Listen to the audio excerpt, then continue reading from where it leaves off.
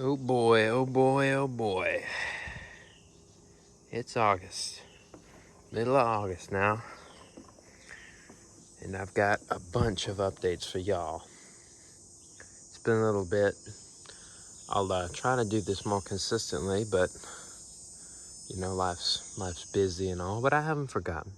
No, haven't forgotten. There is so much going on in my garden these days.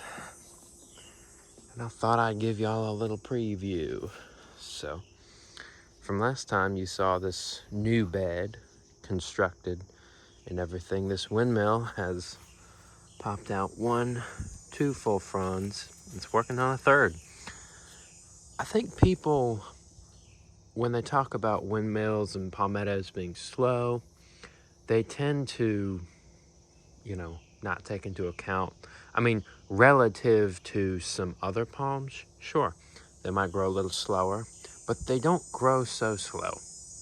They don't grow like a redwood slow, you know. For a palm, that might be a little on the slow side, but in the grand scheme of plants and, gardening, they do not grow that slow. I mean, this thing is pumping out fronds like, a couple a week. Well, not a couple a week, but a couple a month. And it's been in the ground since July, middle of July. So since then, for, a month out, basically, it's been in the ground. 1, 2, 3. So it's pretty good for a little palm like this. Only about like that. But it'll do well in this place. My Mexican feathergrass. I need to weed that. The weeds are getting out of control. I'm gonna do mulch this fall for sure. But then I got my elephant here, my alocasia. I had some over in that. You can kind of see them coming up, but they don't get a lot of sunlight, so they're not growing fast. When you give these things a lot of sunlight and a lot of water, just like a banana, they'll grow pretty quick. So my oleanders are growing tremendously fast. I'm impressed with these because the soil here is awful. It's horrible. And these things are thriving here in Central Virginia. They've been in the ground since May or June, and they are just thriving. I mean, so much growth. Like, I think I got them, and they were down here. They grow quick. These bad boys grow quick. I mean, it was easily about, like here, height-wise, for the entire plant, across. And now, look at that. It's grown a better part of a foot. And there's Chester chilling. And it hasn't stopped flowering either, which means that it's really doing well. And they have a unique scent to them, the flowers do. And it's been consistently flowering ever since I got it. So that's a good sign. And also, both of them have gone to seed, which is pretty interesting. So I'll have some oleander seeds I can play around with. That's pretty cool. Yeah, they're doing really good. The bark is, emerging from this point down. And yeah, it's pretty robust looking bush there. And, I really hope it survives, both of them, because they both look so great here. And maybe I'll try some protection, but once they're well established, we'll see what happens. Maybe I'll have to cut them back at the end of each winter, and they'll regrow, but who knows how fast.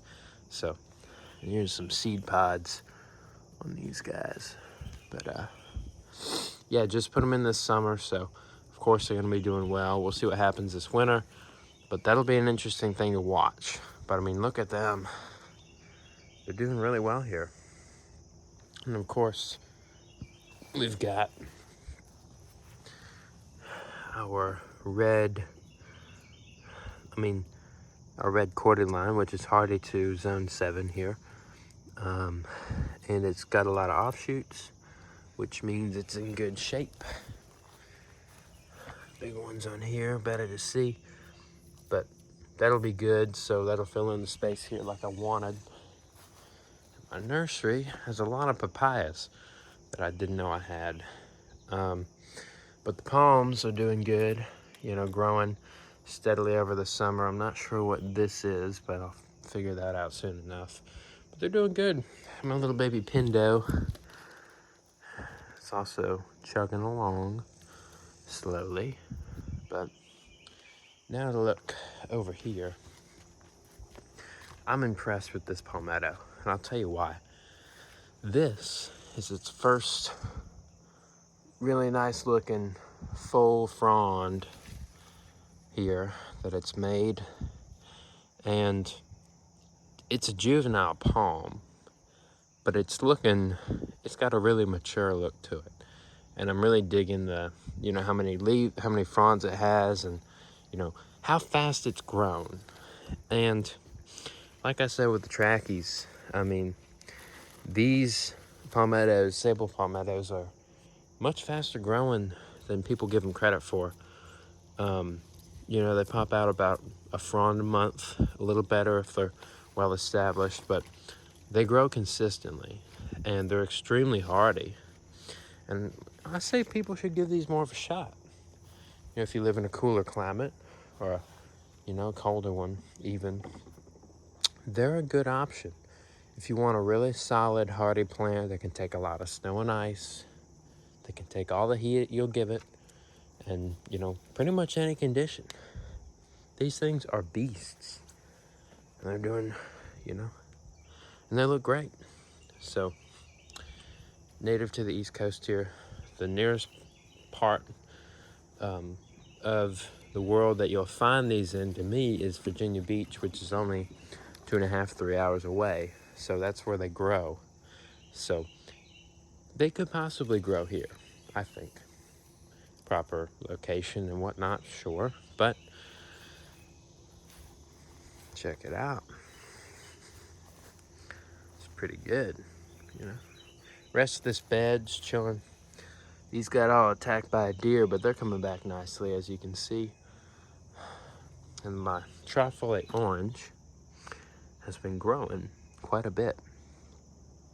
All this is new growth on it. So, trifoliate orange, doing good here. Has yet to fruit, but we'll be patient. And I've got a little volunteer canna lily that popped up. I must have put the seed here. It must have gotten here somehow because I didn't plant it. But yeah, it's kind of interesting that it popped up. My hydrangea's doing good after the deer, you know, ravaged it. But it's got a lot of new growth on it and it's doing well. Hopefully it'll fill in this space nicely. It's the plan. This Bismarckia refuses to die. Like, I've never seen a palm that's just refused to die quite like this one. So maybe I'll put it in the ground next year to see what happens.